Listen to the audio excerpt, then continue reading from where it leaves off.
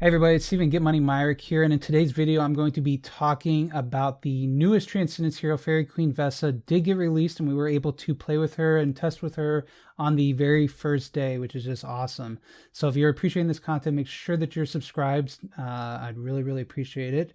This should be a very helpful video for you all. So I want to talk about Fairy Queen Vesa and what we tested with. So we tested her in Realms Gate. So we'll have some footage of that, and we also tested her within PvP. And the first impressions are that she's good. I like her a lot. When I tested starring Jara, it was like very obvious that she needed a lot of stuff to make her work. Whereas Vesa just feels strong. Like, I feel pretty confident that she's already the best healer in the game and has probably surpassed Andrea in that role. The fact that she gives shields just makes her awesome. So you don't have that awkward like overhealing situation that you get with Andrea. You're getting those shields in, the buff she gets, the damage she puts out. I mean, she was putting out similar damage in some fights to SFX and to Scarlet Queen Halora. Asmodel's still the big hero. He still hits like a truck. He's definitely the guy that's going to go in and finish off heroes. But the fact that her stuff is even multi-hitting was pretty interesting. So we did some tests. We tried A and B on her. We tried Crown.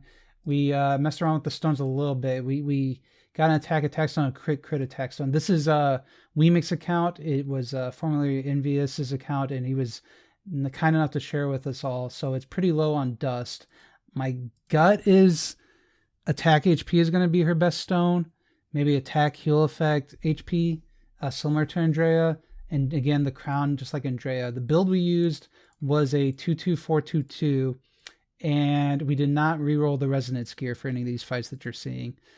We just kept it the way it was for this point because, again, this account is still a relatively new account. There's not a ton of gear going on. So for right now, she has my stamp of approval. Obviously, if you're one of my viewers, you're a smart person. And so, you know, if you have these resources, maybe just wait a few more days. Make sure that she's really the hero for you. She does put out good damage. But again, Asmo really puts out the big damage. I don't know that her heals and her shields are really going to be enough to counteract like the highest level of damage that we get later on in the game.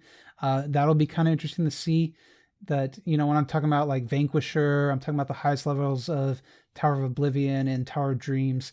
Like, it's possible that she's still not putting out enough heals to really be significant, and your heroes are just getting deleted, and you still want to use like other mitigation and CC strategies for those.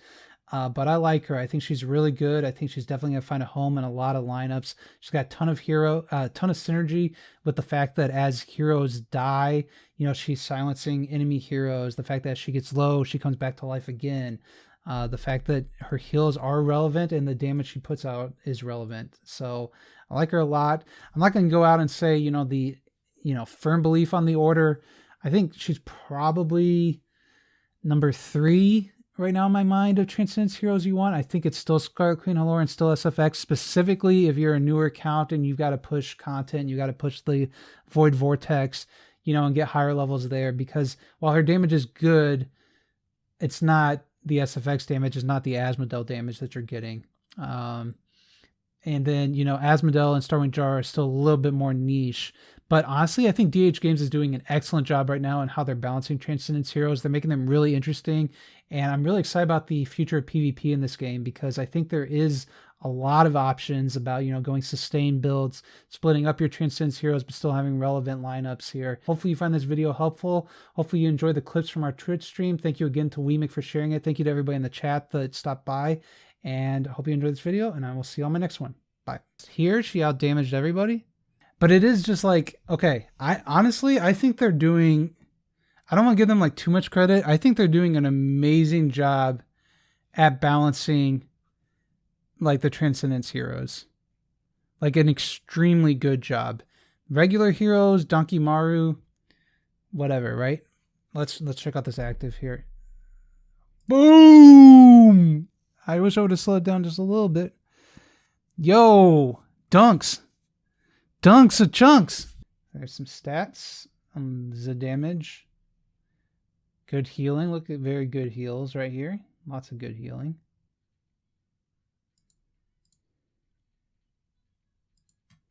We're definitely too slow. And that double Rogan, right, is giving all those speeds so that these Starwing Jaras are getting their actives off. You got the silences. But we're silencing a bunch of heroes that don't have actives. Whoa! Boom! Deleted! You had a health bar. It's gone. Yeah, no, she hit the delete key, donkey. It was interesting. Like, it was just like immediately just like, bye. Like, there's something satisfying about how quickly the attack happens. I like that she's not like squishy, right? Like, she's not obviously squishy, which is very important. Like, she's not just like immediately getting deleted. Hey, you know what? There's natural synergy with Starwing Jara and her. You know what it is? I bet you guys know what it is, right? It's that Starwing Jara is so good at dying for her, so she can silence everybody. I want to just do like 10 battles against him with A and B and Crown versus Crown and A and B.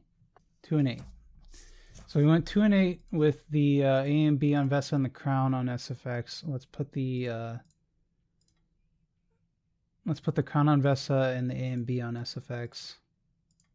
5 and 5.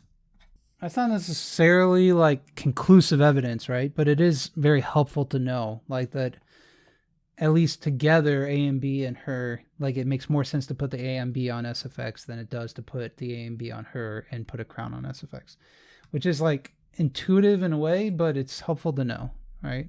So this is Realms Gate 68.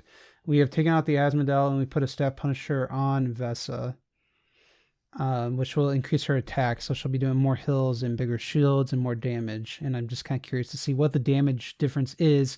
We did use an Asmodel beforehand, and he did about 1/3 of the damage that an SFX did. Okay, so let's go and take a look at those stats here.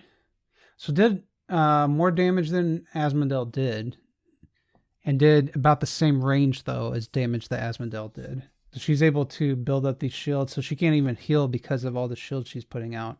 Now again, this is 68, but this carry can't even die. But the heals are going to be really low on this, but the shields are pretty big. Look at that damage on this fight. Ooh. Ooh. That's what we call a spicy meatball. So this is a Crown on the Asmodel, Staff Punisher full attack build on the Vesa, and A and B on the SFX. We're doing Realms Gate 68. So definitely an easy level where we're not going to take a lot of damage. So we'll have to test maybe on higher Realms Gates to see what she can do. But the fact that she's healing and giving shields is definitely big. Boom.